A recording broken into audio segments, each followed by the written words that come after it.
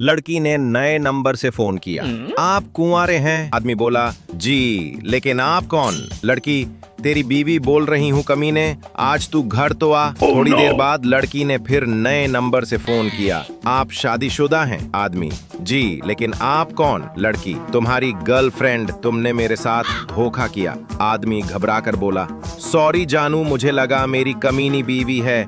लड़की, तेरी बीवी ही बोल रही हूँ गधे, बस तू घर आ, आज तेरी खैर नहीं।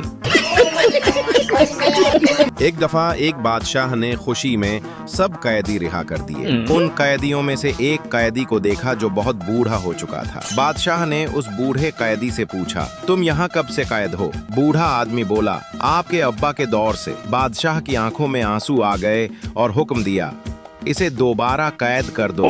ये अब्बू जी की आखिरी निशानी है।